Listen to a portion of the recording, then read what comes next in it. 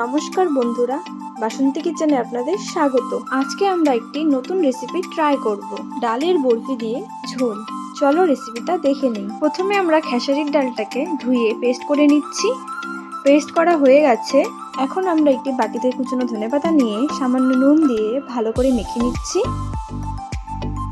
মাখা হয়ে গেছে। এখন 5 মিনিটের জন্য ঢেকে দিচ্ছি। 5 মিনিট হয়ে গেছে, ঢাকনাটা সরিয়ে দিয়ে ডালের পেস্টটা দিয়ে দিচ্ছি। সামান্য হলুদ দিয়ে, কুচনো বিনস ও গাজর দিয়ে, ব্ল্যাক পেপার দিয়ে মেখে নিচ্ছি। এখন সামান্য বেকিং সোডা দিয়ে আবার মেখে নিচ্ছি। মাখা হয়ে গেছে। এখন একটি থালাতে চারিদিকে তেল ভালো করে মেখে দিয়ে ব্যাটারটা থালার মধ্যে দিয়ে চারিদিকে ভালো করে ছড়িয়ে দিচ্ছি। এখন একটি কড়াইতে জল দিয়ে একটি স্ট্যান্ড দিয়ে ওই থালাটা দিয়ে 10 মিনিটের জন্য ঢেকে দিচ্ছি। 10 মিনিট হয়ে গেছে, ঢাকনাটা সরিয়ে দিয়ে নামিয়ে নিচ্ছি। এখন এটাকে কিছুক্ষণের জন্য ঠান্ডা করে নিচ্ছি। এখন সাইজ মতো কেটে নিচ্ছি। আপনারা আপনাদের ইচ্ছে মতো কেটে নেবেন।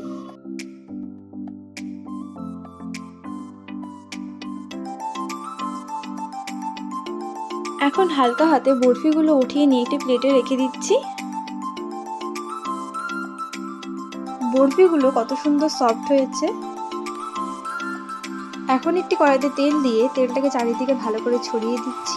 তেলটা গরম হয়ে গেছে। এখন বরফিগুলো দিয়ে দিচ্ছি। এখন ভালো করে ভেজে নিচ্ছি। ভাজা হয়ে গেছে, এখন নামিয়ে নিচ্ছি।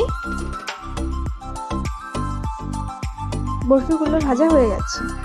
এখন ওই কড়াইতে অল্প তেল দিয়ে সামান্য জিরে দিয়ে, তেজপাতা ও শুকনো লঙ্কা দিয়ে, আগে থেকে সেদ্ধ করে রাখা গুঁড়ো আলুগুলো দিয়ে, সামান্য হলুদ দিয়ে নেড়ে চেড়ে নিচ্ছি। আলুগুলো একটু ভাজা ভাজা হয়ে গেছে। এখন জিরে ও লঙ্কা বাটা দিয়ে, কড়াইশুঁটি দিয়ে, হলুদ ও নুন দিয়ে, সামান্য জল দিয়ে নেড়ে চেড়ে নিচ্ছি। এখন 10 মিনিটের জন্য ঢেকে দিচ্ছি। 10 মিনিট হয়ে গেছে, ঢাকনাটা সরিয়ে দিয়ে নেড়ে চেড়ে নিচ্ছি। কষানো হয়ে গেছে। এখন জল দিয়ে নেড়ে চেড়ে নিচ্ছি। উতরানো এসে গেছে। এখন ভেজে রাখা ডালের বরফিগুলো দিয়ে নেড়ে চেড়ে নিচ্ছি।